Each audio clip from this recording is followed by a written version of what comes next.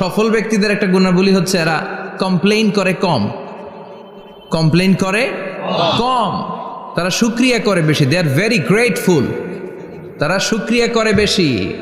এটা পাই নাই, ওইটা পাই নাই, এগুলো বলবেন না। কারণ আপনি যেটা পাইয়া খুশি না, অনেকে এইটা পাওয়ার জন্য সংগ্রাম করে যাচ্ছে।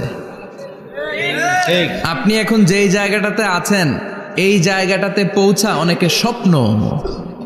আপনি এটা পেয়ে খুশি না, কিন্তু আপনার জায়গায় পৌঁছার জন্য অনেকে স্ট্রাগল করে যাচ্ছে, সংগ্রাম করে যাচ্ছে। আপনি যেই পজিশনে আছেন, শুধু এই পজিশনে আসাটাই অনেকের স্বপ্ন। তো শুকরিয়া করবেন না কেন? এজন্য সব সময় আমাদের বেশি বেশি শুকরিয়া করতে হবে কার? রব্বুল আলামিন বলেন, কুল লাউ কানাল বাহরু মিদাদান লিকালিমাতি রাব্বি লানাফিদাল বাহরু ক্বাবলা আন তানফাদা কালিমাতু রাব্বি ওয়ালাউ জিনা বিমিসলিহি মাদাদা। সাগরের জলকে কালি করে, গাছের পাতাকে খাতা করে, তোমার মহিমা লেখা শেষ হবে না, যদিও লিখি প্রভু জীবন ভরে। সাগরের জলকে কালি করে, গাছের পাতাকে খাতা করে, তোমার মহিমা লেখা শেষ হবে না, যদিও লিখি প্রভু জীবন ভরে। সাগরের জলকে কালি করে, চিল্লায় বলেন ঠিক কিনা? সব সাগর মহাসাগরের জল যদি কালি হয়ে যায়, কি উপমা দিলেন আল্লাহ! সব সাগরের পানি যদি কালি হয়ে যায়, সব গাছের পাতাও যদি খাতা হয়ে যায়, আর সাগরের জল নামক কালি দিয়ে গাছের পাতা নামক খাতার উপরে যদি আমি আল্লাহর প্রশংসা তোমরা লিখতে শুরু করে দাও, সাগরের জল শেষ হয়ে যাবে, গাছের সব পাতাগুলো ফুরিয়ে যাবে, আমি আল্লাহর প্রশংসা করে শেষ করা যাবে না। সুবহানাল্লাহ বাড়িতে যায় বলবেন। সাগরের জল, চারটেখানে কথা। কয়টা সাগর দেখছেন আপনি? কয়টা সাগর ঘুরছেন? প্রশান্ত মহাসাগর দেখছেন আপনি? আটলান্টিক মহাসাগর দেখেছি আমরা? দেখি নাই। প্রশান্ত মহাসাগরের সবচেয়ে গভীর জায়গার নাম মারিয়ানা ট্রেঞ্চ। প্রায় 36,000 ফিট ওইটা ডেপথ, গভীরতা। কয় হাজার ফিট গভীর? আপনার বাড়ির যে পুকুর কয় হাত গভীর? হ্যাঁ, 36,000 ফিট। কেন ইমাজিন, কল্পনা করতে পারেন 36,000 ফিট গভীর এটা মারিয়ানা ট্রেঞ্চ, প্রশান্ত মহাসাগর। আর এই পৃথিবীর সবচেয়ে উঁচু যে পাহাড়টা, এটার নাম মাউন্ট এভারেস্ট। এটার উচ্চতা প্রায় অ্যাপ্রক্সিমেটলি অ্যারাউন্ড 29,000 ফিট। পাহাড়, পৃথিবীর সবচেয়ে উঁচু পর্বত শৃঙ্গ মাউন্ট এভারেস্ট 29,000 ফিট। আর পৃথিবীর সবচেয়ে গভীর সাগর, প্রশান্ত মহাসাগরের সবচেয়ে গভীর জায়গা মারিয়ানা ট্রেঞ্চ, ওইটা নাকি 36,000 ফিট। তাহলে ওই পাহাড়কে তুলে ধরে এনে প্রশান্ত মহাসাগরের সবচেয়ে গভীর জায়গা মারিয়ানা ট্রেঞ্চের উপর যদি ছেড়ে দেয়া হয়, পুরো পাহাড় ডুবে যাবে। সুবহানাল্লাহ নাই? পুরো পাহাড় ডুবে যাবে, উপরে পানি থেকে যাবে প্রায় 7,000 ফিট। আল্লাহু আকবার। এই পৃথিবীর দ্বিতীয় গভীরতম সাগরের নাম আটলান্টিক মহাসাগর। এই সাগরের সবচেয়ে গভীর জায়গার নাম হচ্ছে পুয়ের্টো। এই পুয়ের্টোর গভীরতা প্রায় 33,000 ফিট। কত? আর সবচেয়ে বড় পাহাড় 29,000 ফিট। তো এই সাগরেও যদি বড় পাহাড়টা, পৃথিবীর সবচেয়ে উঁচুতম পর্বত শৃঙ্গকে এনে ছেড়ে দেয়া হয়, পুরো পাহাড় পানিতে তলিয়ে তো যাবেই, এর উপরে আরো পানি থেকে যাবে 4,000 ফিট। সাগর, মহাসাগর, পানি বেশি না কম? জোরে বলেন। কি বিশাল আটলান্টিক মহাসাগর! লম্বায় তো অনেক বড়, আড়াআড়ি ভাবে এটারে ক্রস করে অনেক প্লেন, অনেক বিমান। আগে কনকর্ড ক্রস করতো হিথ্রো এয়ারপোর্ট থেকে জন এফ কেনেডি এয়ারপোর্টে ল্যান্ড করার জন্য। ঘন্টায় 1000 মাইল বেগে ছুটতো এই প্লেনগুলো। তারপরেও আড়াআড়িভাবে, লম্বায় না, আড়াআড়িভাবে আটলান্টিক মহাসাগরকে ক্রস করতে 3-4 ঘন্টা লেগে যেত। প্লেন যদি ঘন্টায় চলে 1000 মাইল বেগে, আর আটলান্টিক মহাসাগরের পাশ যেটা প্রশস্ত, এটা ক্রস করতে যদি 3 ঘন্টা লাগে, তাহলে পাশে কয় হাজার কিলোমিটার? 3000 কিলোমিটার। সুবহানাল্লাহ কইবেন না? জন্য সব সময় প্রশংসা করতে হবে একজন সত্তার, তিনি কে? সে আল্লাহ বললেন হুয়াল আউয়ালু ওয়াল আখিরু ওয়াল যাহিরু ওয়াল বাতিন ওয়া হুয়া বিকুল্লি শাইইন আলিম। আল্লাহ বললেন আমার প্রশংসা করবি না কেন? আমি সবার প্রথমে, আমি সবার শেষে, আমি প্রকাশ্যে, আমি গোপনে। কার কথা? আল্লাহ। প্রথমে কে? আল্লাহ। জোরে বলেন আল্লাহ। প্রথমে আল্লাহ আল্লাহ, শেষেও আল্লাহ আল্লাহ, আকাশে আল্লাহ আল্লাহ, জমিনে আল্লাহ আল্লাহ। পড়েন পড়েন, প্রথমে আল্লাহ আল্লাহ, শেষেও আল্লাহ আল্লাহ, আকাশে আল্লাহ আল্লাহ, জমিনে আল্লাহ আল্লাহ। আবার পড়েন, প্রথমে শেষেও আকাশে আল্লাহ আল্লাহ, জমিনে আল্লাহ আল্লাহ। নিখিল জাহান গাই গুণগান, তার নামে গাই আমরাও গাহি তাআলা, হামদে বারি তাআলা, হামদে বারি তাআলা, হামদে বারি তাআলা। পড়েন আল্লাহু আকবার। তিনিই প্রথম, তিনিই শেষ, তিনিই প্রকাশ্য, তিনিই গোপন। এজন্য প্রশংসা চলবে একজনের। চিল্লায় বলেন কে? আল্লাহ তোমার প্রশংসার জন্য আমরণ আমরা করতে পারি, তৌফিক দাও। জোরে পড়েন আমিন। সুলতানপুর নুরানিয়া হাফিজিয়া মাদ্রাসা ও এতিমখানার উদ্যোগে আজকের এই প্রোগ্রাম সভাপতিত্ব করছেন আলহাজ শামসুল হক সরকার, অবসরপ্রাপ্ত সরকারি কর্মকর্তা। আসছেন সভাপতি? অসুস্থ, আল্লাহ তুমি সুস্থ করো। আমার আগে কথা বলছিলেন হযরত মাওলানা ইয়াহিয়া মাহমুদ দামাত বারাকাতুহ, প্রতিষ্ঠাতা প্রিন্সিপাল শাইখুল হাদিস জামিয়া দারুল উলুম রামপুরা ঢাকা। সুন্দর বয়ান করছিলেন, আমি খাচ্ছিলাম আর শুনছিলাম। প্রামাণ্য বর্ণনা করছিলেন কিভাবে কিয়ামত হবে, কিভাবে আমরা উঠব হুফাতান অরাতান মুশাতান গুরলা, উলঙ্গ নেকেড। সেদিন আমাদের গায়ে জামা থাকবে? জ্যাকেট থাকবে খালি? কি থাকবে? কিছু থাকবে? জামা থাকবে না, পায়ে জুতা থাকবে না, পেটে খাবার থাকবে না, খালি থাকবে চিৎকার। সেদিন থাকবে কি? মনে হয় কথাগুলো প্রতিদিন এগুলো রিমাইন্ডার দিবেন নিজেকে যে ওই দিনটার মুখোমুখি আমি হতে যাচ্ছি, আমি কি তৈরি করেছি আখিরাতে নাজাতের জন্য।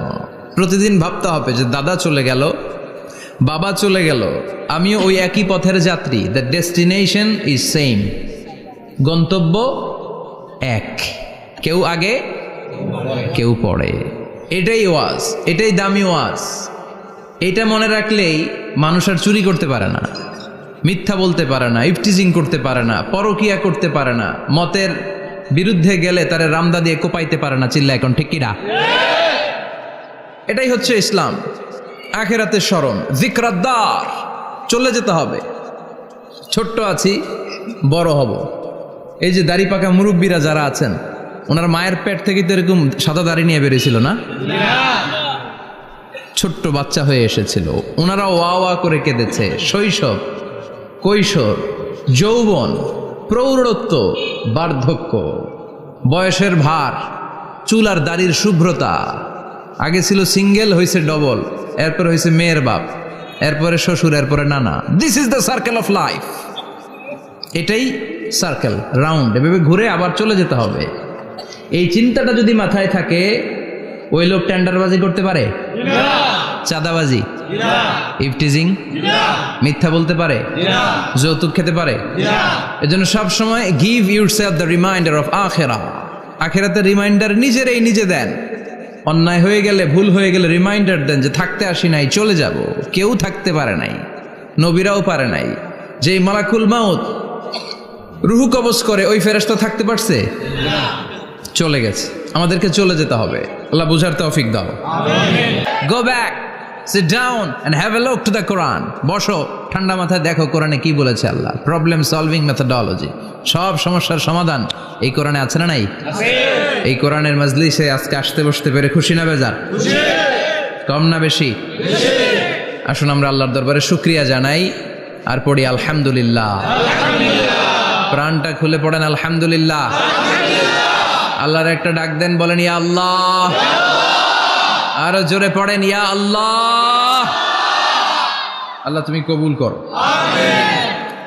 আমরা সরাসরি এই বইটা থেকে এখন কথা শুনবো। এই দেখেন, পৃথিবীর কোনো বইয়ে এত ময়লা থাকে না যত ময়লা থাকে কোরআনে। কারণ সমাধান দিবে তো, এজন্য ময়লা টয়লা নিয়ে সব সমাধান করে ফেলবে কোরআন। যত জায়গায় তাফসির করতে যাই ধুলাবালি মিশে থাকে। Quran for not your bookshelf, Quran is for yourself. Quran আপনার বুক সেলফের জন্য না, কোরআন আপনার জন্য। আমরা বুক সেলফে রাখি, তাও নিচের তাকে না, উপরের তাকে, যাতে কেউ নাগাল না পায়। এরকম ডাকাইতে আছে না নাই? কোরআনের সাথে অ্যাটাচমেন্ট বাড়াতে হবে। You have to increase your attachment with the holy Quran. এটা এনলাইটেন করতে এসেছে আপনার জীবনকে, আলোকিত আলোকিত। এই যে আমরা কোরআনের উপর আলোকপাত করি না, এটা এনলাইটেন করে, আলো বিচ্ছুরিত করে, আপনার জীবনকে উজালা করবে। এজন্য কোরআনের সাথে সম্পর্ক বাড়াতে হবে, শুদ্ধভাবে পড়তে জানতে হবে, অর্থ জানতে হবে। আল্লাহ কি বলেছেন জানতে মনে চায় না? আসুন আমরা জানার চেষ্টা করি। আল্লাহ তুমি তৌফিক দাও, পড়েন আমিন। আমি আপনাদের খেদমতে সূরা ইয়াসিন থেকে তেলাওয়াত করছি, টের পাইছেন? ইয়াসিন মুখস্থ আছে কার কার? আর উঠবে না হাত? মাশাআল্লাহ। অর্ধেক মুখস্থ আছে কার দেখি? আচ্ছা, প্রথম 5 আয়াত মুখস্থ আছে কার? আচ্ছা, এই সূরার নাম আজকে প্রথম শুনছেন কে কে? হাত তোলেন। নাম সবাই শুনছে তাই না? আল্লাহ কবুল করো, আরো জোরে পড়েন আমিন। তো সূরাতু ইয়াসিন থেকে আজকে আমরা কথা শুনবো ইনশাআল্লাহ। পড়েন যতটুকু আমাদের সাধ্যে কুলায়। এটা মাক্কি সূরা। সূরা ইয়াসিনটা কি সূরা? বিশ্বনবীর জীবনে 2টা পর্ব, একটা মাক্কি পর্ব, একটা মাদানী পর্ব। একটা হচ্ছে মাক্কি ইনিংস আর একটা মাদানী ইনিংস। ক্রিকেটে ইনিংস থাকে, ফার্স্ট ইনিংস, সেকেন্ড ইনিংস, বুঝতে সুবিধা না? কমন পড়ছে সবার? তো এটা হচ্ছে বিশ্বনবীর মাক্কি ইনিংসের একটা সূরা। মাক্কি ইনিংসের বৈশিষ্ট্য হচ্ছে বিশ্বনবী তাওহীদের দাওয়াত দিয়েছেন, রিসালাতের দাওয়াত দিয়েছেন, আখিরাতের কথা বলেছেন, একটু নরম নরম কথা বলেছেন। কারণ চারদিকে খালি মাইর, চারদিকে কি কোরআনের কথা বললে মাইর আছে না? মার খেতে হয়, বকা শুনতে হয়, ঝুঁকি নিয়ে কথা বলতে হয়। চিল্লা এখন ঠিক কিনা? বিশ্বনবীরে বলা হলো এগুলো ছেড়ে দেন, এগুলো ছেড়ে দেন। সুন্দরী নারী দেব, টাকার পাহাড় দেব, ক্ষমতার চেয়ারে বসিয়ে দেব, সব দিব। এই হচ্ছে আমাদের 3 দফা। নারী দিব, সম্পদ দিব, ক্ষমতা দিব। বিশ্বনবী বললেন আমার খালি 1 দফা। আমার কয় দফা? 1 দফা। লা ওয়াদাউ আশ-শামসা ফি ইয়ামিনি, সূর্য যদি ডান হাতেও দাও, ওয়াল কামারা ফি ইয়াসারি, চন্দ্র যদি বাঁ হাতেও দাও, এই কালেমার দাওয়াত থেকে 1 হাতও আমার পিছনে নেওয়া যাবে না। চিল্লা এখন ঠিক কিনা? মুমিন কখনো ভয় পায় না, মুমিন কখনো পিছু হটে না, মুমিন স্ট্র্যাটেজি চেঞ্জ করে, মুমিন কৌশলী হয়। এই রাস্তা দিয়ে যাওয়া যায় না, বৈশা বৈশা কেঁদে লাভ নাই, রাস্তা আরেকটা খুঁজতে হবে, আরেকটা রাস্তা বানায় নিতে হবে। এটাই হচ্ছে মুমিনের বৈশিষ্ট্য। আল্লাহ তুমি বোঝার তৌফিক দাও। তো বিশ্বনবীর মাক্কি ইনিংসের খেলার সিস্টেম ছিল ঠ্যাক দিয়ে খেলতেন। ক্রিকেটে কি বলে যে উইকেট বাঁচায় খেলতে হবে, তোমার উইকেট যাতে পড়ে না যায়, তো ঠেকায় ঠেকায় খেলে। তো বিশ্বনবী ঠেকায় ঠেকায় খেলছেন, আর 4 ছক্কা মারছে সব মাদানী ইনিংসে। সুবহানাল্লাহ নাই?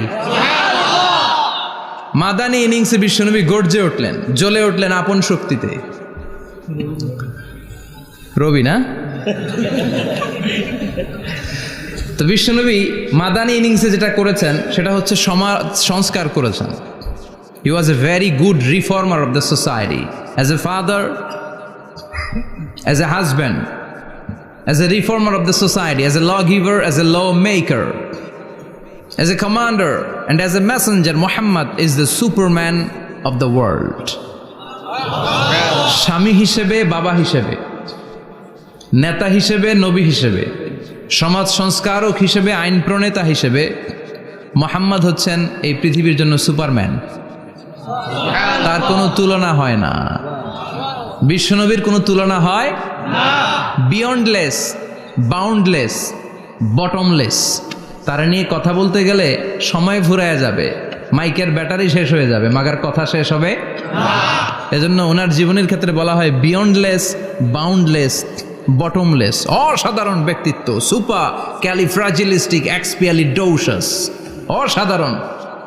যার কোনো তুলনা হয় না, এক্সেলেন্ট, আনপ্যারালাল। মাদানী জীবনে উনি সশস্ত্র সংগ্রাম করলেন, সংস্কার করলেন সমাজটাকে।